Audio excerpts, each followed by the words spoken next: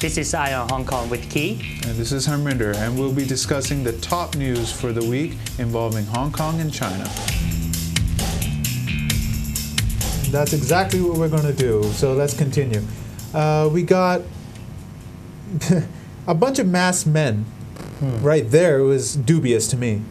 Breaking into LegCo. Right. Literally breaking in, they used steel barriers, they used cinder blocks, they used whatever heavy object they had on them. Right. About 10 of them. It was like 1 a.m. too. It was in the middle of it was early morning. But the problem was that once they broke the glass door, they ran into the crowd, not in, the other way. Yeah, they left. They left and told other people, hey, you guys go in there. I thought that there was one guy who went in and no one followed him. That's why he came out again. Oh, sorry, that's funny. He goes in. Yeah, hey, let's go. Yeah, exactly. No one followed me. I'm not going to get jumped here by myself. But there you go. I suspect this is agent provocateurs, either by paid people or the cops themselves. Why would you say that? Because it's been done throughout history and it's been done in many countries. Because actually, I think on the same day in the afternoon, Golden Forum, some users actually they call people to join this clash on. But it's LegCo. anonymous. That's the problem. You can trace back their IP and stuff, but if you know your skills, you can spoof that all day long. Yeah, we should tell people how to do it because people should get online without being identified. Well, we'll save that for a whole different show. But that's my feeling, is that this was staged and provocateured and tried to get the whole movement to look bad. Right. All right. Because first of all, they're masked. Okay. Now the argument is that because they don't want to get arrested later. I'm sorry, but if you're part of a movement, you should be fearless. The only time you should have a mask is when tear gas and pepper spray are being launched at you. Okay. If you're masked and you're about to commit an act of vandalism, you are I wouldn't trust that. I'd walk away from that, no matter how noble the cause. Now, if everybody's unmasked and they were fearless, I might have some. I would probably follow them or not follow them, depending on the cause. I wouldn't follow this, right? I mean, for every time that if anyone who has joined these protests in the very front line, then you will actually realize that everybody will wear a mask and everybody will have their glasses or their goggles. And sure, if you're just walking around in a mask, that's no big deal. But if you're about to commit, even the marshal walking around with masks. But if you're about to commit something like this, it is a crime. Vandalism is a crime. Yeah, right. Just like illegal gathering. So is that sure? I'm not going to debate whether one's bad or worse than the other. I'm just saying it is on the books a crime. But the way if it was done, it just stinks to high heaven of being provocateured. Because if they went in with it, maybe they would and got arrested. And were booked and charged, and you could see who they were in the paper and everything. Then I would have some. I might commend them a little. Let's say if they succeeded. If they succeeded. If they succeeded, then what will happen? I bet 1,000 Hong Kong dollars that you will now seeing all these pandemic legislators sitting inside the LegCo and then claiming that this is the main stage now, and we will sing Hai Fu Tin Hong. What does that mean? That song that people keep singing during the protest. Right. I'm quite sure that it's only because they failed. That's why people criticize them. No, it's the act of violence, vandalism, right? It's the act of vandalism, and then they ran away. They were masked. They ran away because following But them. the thing is, in my opinion, they tried to make the entire movement look bad. See, they are violent. They are not peaceful because it's not even violence there. But what do you mean violence? That they break stuff. Look, every protest that happens around the world eventually leads into looting and rioting and burn cars and Yeah, those are violence. I can say. Yeah, but then the whole world saw Hong Kong protest. They were absolutely flabbergasted that the movement's been so peaceful overall. Compared to protests around the world where no shops have been looted, nothing's been broken and stuff like that. But then this happens. This is not a shop. LegCo, man, it's still the target. It is, in a way, right? But you break it and then you run away. You're masked. As far as I could tell, tried to make the whole movement look bad. That was the target, not the target of breaking in and making a statement, trying to make it into a sunflower movement thing. Do we have any evidence that these people are agent provocateur? I have no evidence, as much as I have no evidence that they weren't. But from what happened, I would say that they are.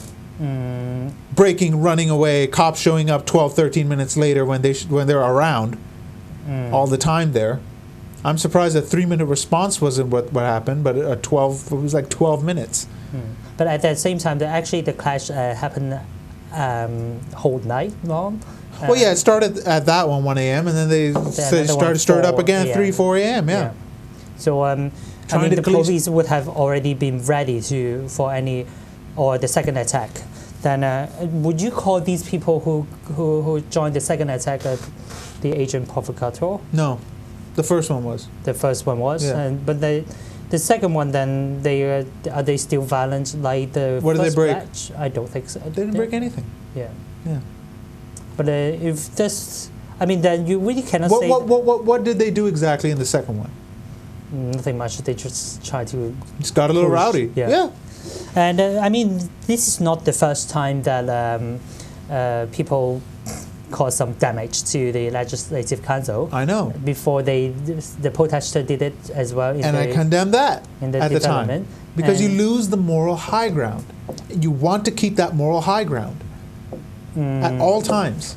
When you offensively start violence like this, you lose the moral high ground. I still don't think is so violent that we cannot accept in this country. What if the situation was reversed and the pro-establishment, somebody from then went to... They've done it already. The office of a civic party office and broke their windows. Outrageous. Yeah, white terror. Right terror. Yeah, okay. Go to jail. Exactly. Rule of law. Yeah, rule of law, all that stuff, right? Come on. We can't have double standards for each one. It has to be one way. No violence, no offensive violence. I still distinguish it and differentiate that because civic party is not the government. I'm just as an example. I was just using as a pro-democracy example. Okay, at the end of the day, whether you agree with their tactics or not, whether you agree with their politics or not, the end game for them is also having maximum amount of the Hong Kong people having a say in their executive and legislative and district council governments. Okay. If you say, sometimes I do think that people in Hong Kong, they have very low level of tolerance of any kind of, they call everything violence now. Like they call bad language is violence. Bad language violence, and then they call this image violence. If you make a recreation of a photo of someone or making fun of someone, then they call it an image violence. So my stand on being pro-gun must be like the worst, absolutely sinful thing that I could stand for, huh? Exactly. So people really should think about, if this just some door broken or just yes, it's just a foul door. Language. But then look at the results. First of all, Jun Yak Singh, the LegCo president, Jasper Jung, said he also doesn't believe that it was exactly caused by the Occupy movement, the student group movement, the people outside in Admiralty. Even he has suspicions about that. Either it's a very fringe radical group that tried to stir stuff up, or it was provocatory. Okay, and then what happens next? The damn legislators of the pro-establishment want to create a 3-meter fence around LegCo, for goodness sakes. 3 meter. So you have the civic square right now with a 3-meter fence. Imagine that around the entire complex. And now some are just saying that it's the parking garage, but it's most likely going to start there and then lead to the entire complex. What's next? Do you want a moat? You want crocodiles in there? How about the octopus from Lord of the Rings, the first movie?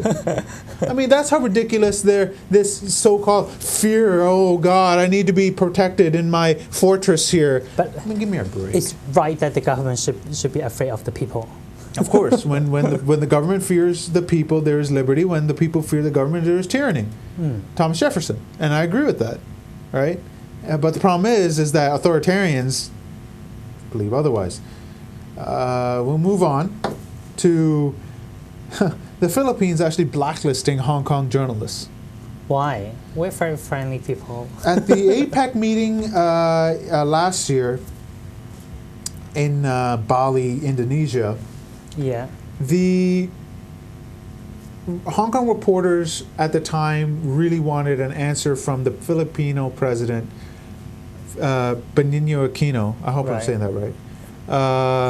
President Aquino, about the Manila bus hostages, how that was going to be resolved. It's resolved now, but at the time they wanted answers. But the thing is, they shouted the questions out. Now, apparently, that was like the end of the world. They absolutely couldn't stand that. They were expelled. They lost their press passes at the time. And now some of those reporters tried to get into the Philippines, and they were banned. They were banned from entering the country. Now, look, We just speak English in a very Cantonese way. That's how we speak. We shout when we speak Cantonese. no, right? it's just that. What is this? You can't shout out your questions if he's not answering it. Give me a break. I'm sick and tired of politicians around the world considering themselves the new nobility, this new royalty, that somehow they are walking on clouds where everybody else is below them. You know, I'm sick of this crap. They are actually beneath the people in a way. All politicians are beneath the people because Yeah, they're that's who got you in. servants of people. You're public servants. I am also sick of this title of officials. Officials. Why don't they call them, the public servants? That's the correct term. Yeah, it's just like in Hong Kong, we call the police like "sir." I think. That's the colonial tradition of calling your the superiors. local people. Sure. But for you, The local people actually just say sir to. yeah, to the police. Right. I would But, just go, excuse me, officer. Yeah, same. That's fine. I think we should use officer rather than sir. That's your choice, right? But if I approach, and I have, the police, I say, excuse me, officer. Yeah. They still command some sort of respect. So do the legislators. I wouldn't just go up to, like, Ann Cheng and say, hey, Ann! No, I'd say, excuse me, Miss Cheng, I or... just say Anne because I love her. Anne, more, Anne. intimate. Anne. Stop being such a... Such an Anne. Nominated President Aquino for barring journalists from doing their job just because, oh God, they shouted at a king. I dare not nominate. If you got somebody else, we can debate that at the end of the show. All right, now we'll move on to China. What about that? Well, first let's start off with this. We had the Hong Kong-China Stock Connect that launched this week. This big gift to Hong Kong. Oh my God! You would have thought we all had bars of gold suddenly show up at our doors with I this remember when this umbrella revolution first started, and then the CY or people keep having these rumors saying that Hong Kong, China will punish Hong Kong by stopping this gift of Shanghai and Hong Kong stock market train thing. And when I heard that, you see that single tear. I was so scared. And so there's a quota on how much can go northbound into Shanghai, and there's a quota how much can go southbound to Hong Kong. On the first day, the northbound quota was pretty full. The southbound lackluster. Second day even worse. Third day even less. It was like a couple of percentage apparently. Now It's a flop already, and we're a week in. I can understand apprehension of going into Shanghai stocks because the books of these mainland companies are not exactly up to snuff because they don't follow the standards and practices of like the Hong Kong accounting practices. It's their own, and you can cook books easily that way, and they've been caught many times. So it means that who's giving the?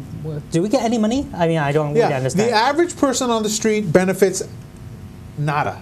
We don't benefit from this, okay? So who's getting the benefits? Stockbrokers, insurance companies, who want to, if they're making money, sure. But the majority of the people have absolutely no benefit. The finance industry is beneficial to a small percentage of the city. The rest is actually I thought we are the financial whatever center. We are a financial center. But the whole university, no? For the whole university. We're the financial center of the whole universal. The universe. No. We're one of the largest, sure, which is great. which is fine. Okay. Okay, that's a great stamp of approval to have. The problem is overall it doesn't benefit anybody on Main Street. It only benefits on Wall Street kind of thing. It only benefits Admiralty. It doesn't exactly benefit the rest of Hong Kong. So then, what's the point? It's just hype. This was hype. This notion of if China is why Hong Kong survives is nonsense. Because while China is a very big trading partner of ours, Hong Kong has benefited China more than the other way around, as far as I can tell.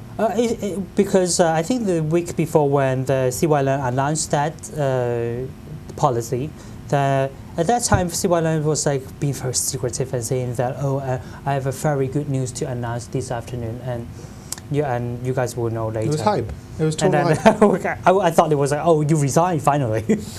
Okay, and this... See, that I would have cause for celebration, but for the Stock Connect, lackluster. Okay. Just like the Shanghai Free Trade Zone, which was also going to be like the game changer for the mainland economy. It's also fizzled because they can't get out of their command and control economy overall. They can't do it. It's just like SIPA as well. SIPA's a complete nonsense. It benefits very few. And people who have gone in there are like, this is you can't work under these conditions, and some of them even come back. All these benefits that we're not benefiting. The problem is the mainland citizens read their nonsense out of the propaganda papers over there, and they actually believe that somehow they're gifting us. Yeah, because that's what they write, and it's all nonsense. So lots of lying by omission, twisting of facts, lots of spin. So Stock Connect so far is a failure. Hopefully it changes, but I doubt it. Now, the mainland economy is still sputtering. The central bank cut interest rates to 5.6%. I think it was by 40 basis points. That's huge. What does it imply when they're cutting? They're trying to stimulate their economy. You can't. There's a lackluster real estate economy, which is the backbone of that economy. People are not investing like they used to. R&D's flat.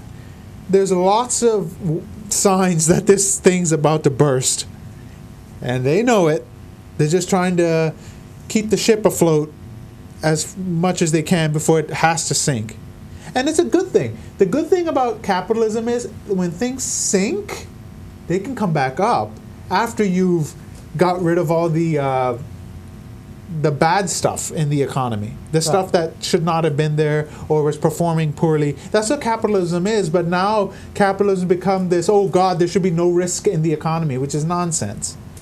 But the thing is that when it comes down, because there needs to be a correction, this command and control economy, is that will prove that their model does not work. The model of command and control does not work. And then that's going to be a rallying point for a lot of people saying, hey, you said if I just sit down, shut up, and let you do everything, I'd be prosperous until the end of time. So they know what they're doing when they're closing in on the on the country, because now there's more censorship than ever. There's more control. There's more so-called security and all this stuff. They spend more money and time on the internet censorship now. Exactly, more than ever. Yeah.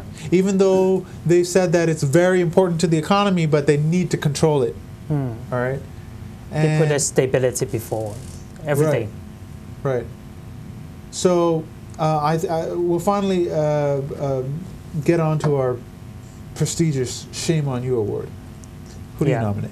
I would let you nominate, and I would second it, because I don't nominate because I'm a Hong Konger, and everything that I said against Filipino automatically become a racist comment, so I don't say anything. Nominate, please. How's it racist? Why are you being so politically correct? You nominate, that would be okay. I nominate Benigno Aquino. Ultimately, it had to come down from him that we bar these people from ever coming in. I abstained this week. Oh, for crying out loud. You got one vote and you win. I feel like China here. No, no, seriously.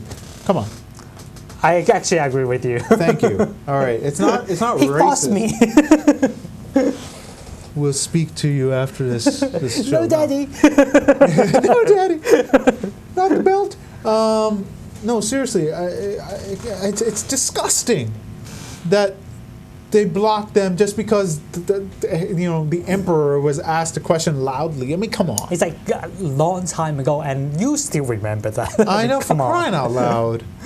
Give me a break. So, President Aquino, congratulations. You have just received the Shame.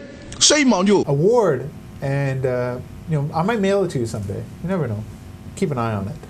And that's the end of our show. So please log on to our Facebook page, facebook.com/IOnHKPod. It's still a podcast, sort of. Also go on to our Twitter at IOnHKPod. And you can definitely check us out there to get the link for this show. And then on the next show, we will have the actual URL for the YouTube link. And we thank you for putting up with us audioly, now videoly. Is that a word? Yeah, I Okay. think so. I just made a word. Just hyphen and A L. hyphen or something, yeah. Putting up with us on this. On our next show, trust me, now that we have this facility, we will make the show more informative with clips and video and audio and all this stuff. So look forward to it. It's just the evolution of the show. And again, we thank you, Mimi HK, for the opportunity. And please stick around for the next episode next week, and we'll see you then. Goodbye. Goodbye.